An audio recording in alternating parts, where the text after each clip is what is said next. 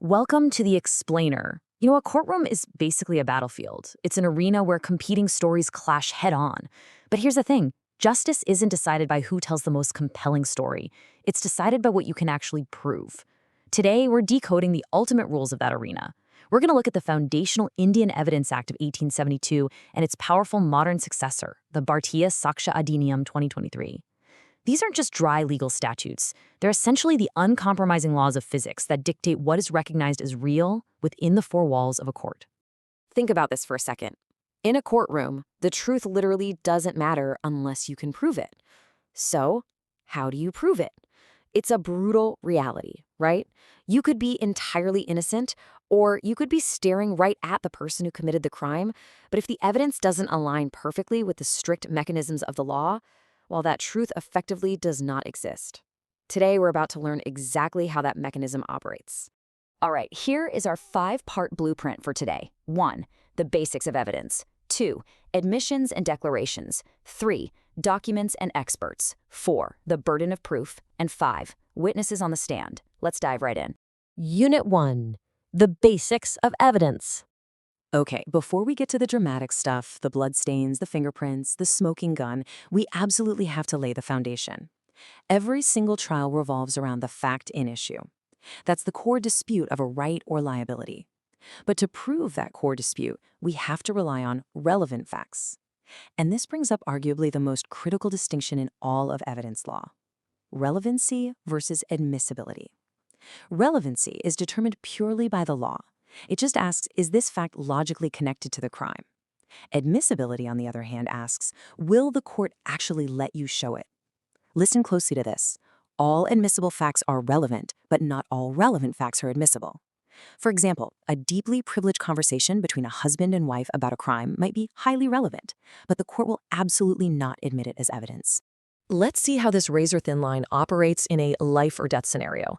Take the landmark case of R. v. Bedingfield. Here are the facts. A woman rushes out of a room with her throat cut, crying out, "See what Harry has done to me." Tragically, she dies shortly after. Now, the legal issue here is res gestae under Section 6 of the Act. Basically, does her statement count as part of the violent transaction itself? Well, the rule applied here was incredibly strict. The court ruled that for a statement to be res gestae, it has to be contemporaneous. It must happen exactly during the act. By the time she stepped out and actually spoke, the throat cutting was technically over. It was considered a post-event narrative, and therefore it was completely excluded.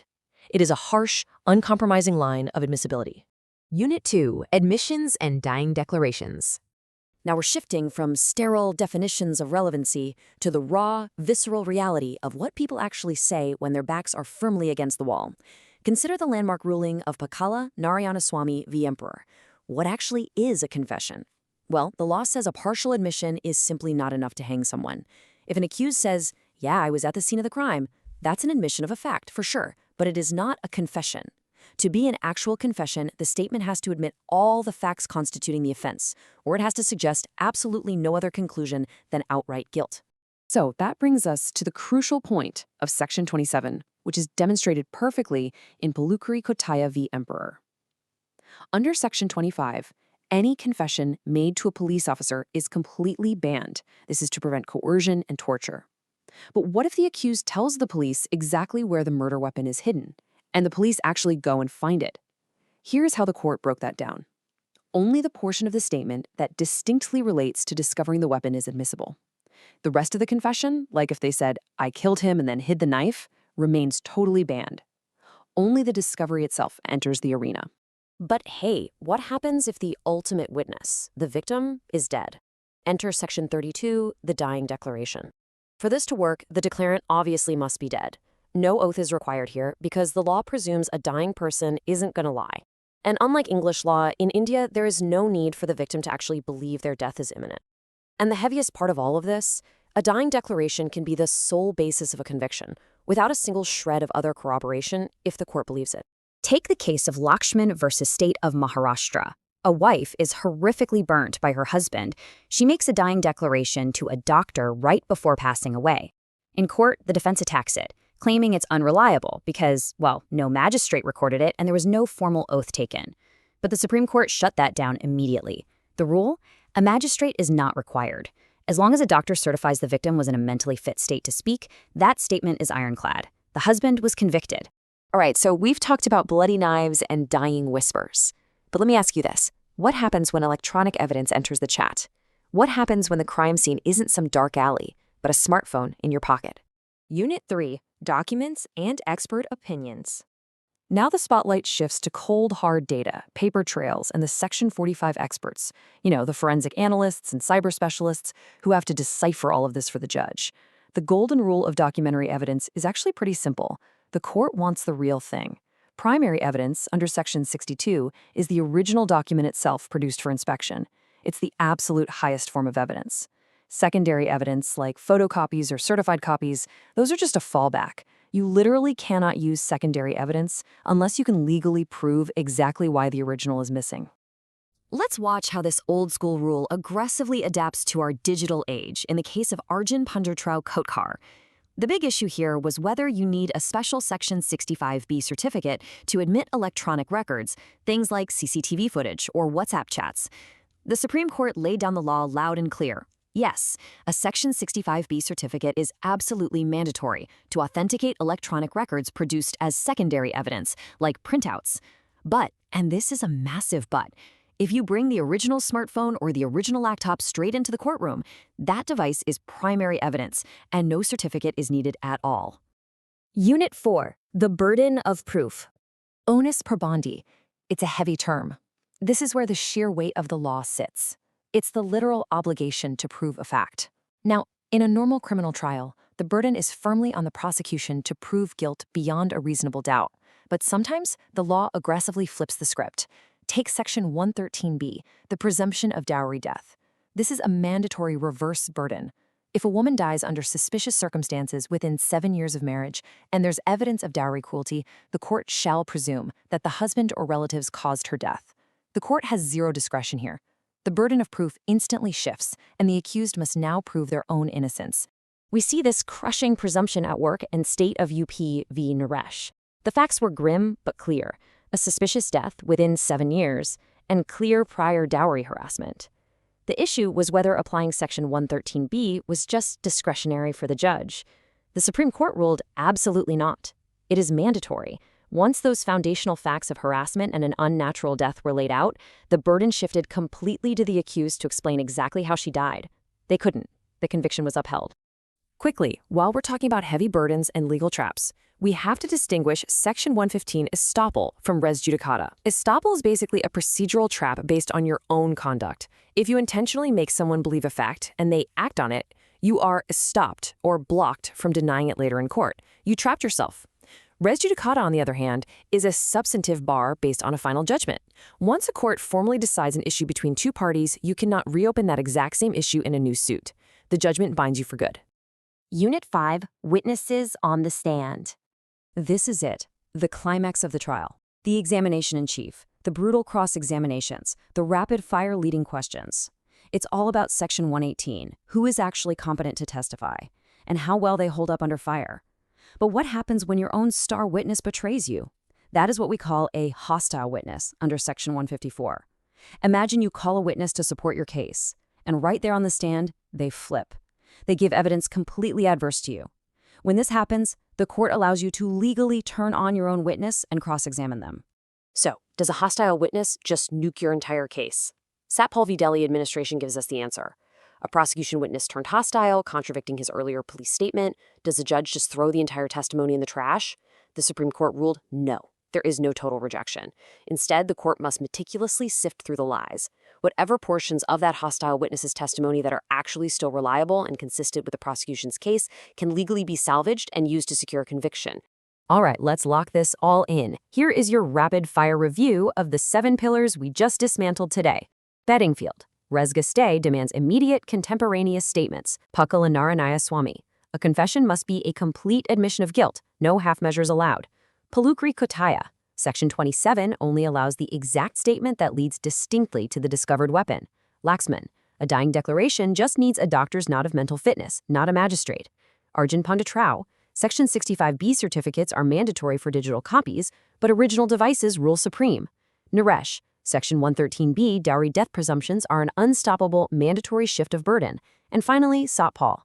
Even the testimony of a hostile, treacherous witness can be mined for the truth. All right, here's our battle plan for today.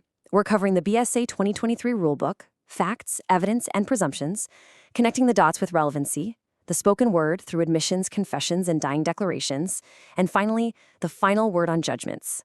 Stick with me here, and by the end of this explainer, you're going to have mastered the complex web of these legal doctrines. We're breaking down the facts, the evidence, the admissions, and the confessions that are literally going to make or break your case. Section 1, the BSA 2023 Rulebook. Welcome to the new era of criminal justice. The days of dodging around archaic legal loopholes are completely over. Time to upgrade your tactics. Look, the BSA isn't just a fresh coat of paint. It drags the law kicking and screaming right into the digital age. It consolidates the rules for fair trials and cuts straight through the old complexities and delays. The absolute biggest weapon in your arsenal now? Electronic and digital records. We're talking emails, server logs, smartphone locations, the whole shebang. They now carry the exact same legal weight as a physical, signed piece of paper. The rules around determining relevancy are now uniform, and primary and secondary evidence rules have been massively expanded to match how the real world actually communicates today. Plus, if you're dealing with a joint trial, get this. A confession from one accused can now be a very real, very massive problem for the others. Section 2. Facts, evidence, and presumptions. Before you fire a single shot, you've got to know the ground rules of the courtroom battlefield. Pay attention here. A court isn't just four walls and a wooden bench. No, it is the authority demanding the truth. That includes judges, magistrates, basically anyone legally authorized to take evidence. Then you've got your facts. The fact in issue is the core dispute. It is the right or liability being asserted or denied. That's your factum probandum. And the relevant fact? That's whatever connects to that dispute to make it probable or improbable. Okay, let's break this down. Think of the fact and issue as your ultimate destination. It is the core guilt, innocence, right, or liability that you have got to prove. The relevant fact? That's your vehicle. It's the evidentiary means you use to actually get the judge to that destination. You cannot win the fact and issue without laying down a really solid road of relevant facts. You need to nail these presumptions down in your memory right now. These are the absolute rules of engagement for what must be proven versus what the judge will just naturally assume. First, may presume. This means the court has the discretion to accept a presumption of fact, but you can fight it. It's rebuttable. Then there's shall presume. This is mandatory, it's a presumption of law, and the judge has to accept it unless you bring hard evidence to disprove it. But then we have conclusive proof. That is a brick wall, folks. It is a mandatory, irrebuttable presumption of law. Once it's established, no evidence is going to be allowed to contradict it, period. You better know which one of these you're up against. Section 3. Connecting the dots. Relevancy. Let's see how this builds into our next phase, which is exactly how a litigator links the crime directly to the criminal. Now, here is a rookie mistake you simply cannot afford to make, assuming that just because something makes logical sense, the judge is actually going to let you use it. Relevancy is based on logic, probability, and cause and effect, but admissibility, that is based on strict rules of law. Section 141 of the BSA dictates the court is the ultimate gatekeeper here. A fact might be completely, 100% logically relevant, like, say, a private conversation between a husband and wife, but the law says it is absolutely inadmissible. Logic does not always equal law. Remember that. When you don't have a smoking gun, you've got to build a cage. This is what we call the Panchashil, the 5 golden principles of circumstantial evidence, famously laid down in the Hanuman Govind case. Number 1, every single circumstance must be fully established. 2, they must point only to guilt. 3, they must be conclusive in nature. 4, they have to exclude every other possible hypothesis. And 5, they must form a complete, unbroken chain. You leave one weak link, just one reasonable doubt, and the accused walks right out the door. You build it right, though, it's an airtight cage. And this brilliantly illustrates our next weapon, res gestae, sitting right there under Section 4. This is a massive, critical exception to hearsay. It basically means things done or things said as part of the exact same transaction, regardless of time or place. Take the famous Rutten v. Regina case. A terrified woman called the police, managed to give her address, and the call just abruptly ended. Later, she was found dead. Now, because of the sheer spontaneity and her direct involvement in the ongoing event, her call wasn't dismissed as hearsay. It was fully admitted as res gestae. It was raw, it was sudden, and therefore it was undeniable proof. I like to call these the footprints of the crime. Under Section 6, we're tracking motive, preparation, and conduct. In the Habib Mohammed case, the court looked incredibly closely at previous conduct to determine intent. Look, if your suspect suddenly disappears into thin air right after the crime, that conduct speaks volumes. The exact same logic goes for how suspects act during a test identification parade under Section 7 or clear signs of conspiracy under Section 8. And then there's the classic plea of alibi under Section 11. But as we learned in the Dudenoth Pandey case, an alibi isn't just a guy saying, hey, I was somewhere else. It requires strict, absolute physical impossibility. If the murder went down a 10-minute walk from where the suspect claims he was, that alibi is garbage. Section 4, the spoken word, admissions. Let's shift gears and focus on what people say, or sometimes what they completely fail to say. Admissions can make your job incredibly easy, but only if you know how to spot them. All right, formal or judicial admissions in court are essentially a waiver of proof. You get one of those, you're done, it's fully binding, you've won that point. You've also got informal statements against interest and admissions by conduct, where actions speak way louder than words. But what's really interesting here is admission by silence. Take the old case of Bessela v. Stern. A woman accused a man, right to his face, of breaking a promise to marry her. He didn't deny it, he didn't say a word, he just offered her money to stay quiet. The court ruled that if a natural human reaction would be to vehemently deny an accusation, and instead you stay dead silent, yeah, that silence can absolutely hang you in court. Section 5, confessions and dying declarations. Time to cover the heavy hitters. This right here is where the stakes are literal life and death. We're talking about when the accused confesses and when the victim speaks their very final words. When an accused finally opens their mouth, it better be an inculpatory confession, meaning they are admitting the offense entirely or substantially, if you want to use it easily in court. Because if it's mixed with exculpatory statements, those little excuses that try to absolve them of guilt, you've got a serious problem on your hands. The Privy Council in the Pakala Narayana Swamy case and the Supreme Court in Palwinder Kaur, they deliver the ultimate punchline on this. There are absolutely no half measures. A confession must be accepted as a whole or rejected as a whole. The court cannot just cherry-pick the guilty parts and totally ignore the excuses. It's all or nothing. So the crucial point is knowing when a confession is actually legally valid. Look at sections 22 through 24. If a confession is beaten out of someone, if it's promised by a person in authority, if it's made directly to a police officer, or if it's made while sitting in police custody, it is invalid. Period. End of story. But here is the massive exception you need to know. Discovery under Proviso 23-2. This was hammered home in the Damoman Upadhyaya and Palukari Kutaya cases. If the accused is in police custody and says, I hid the murder weapon in the well, and the police actually go and find that physical weapon in the well, suddenly that statement becomes perfectly admissible. The physical weapon is the master key that unlocks a barred police confession. Moratori praesumtor mentiri. A dying person won't lie.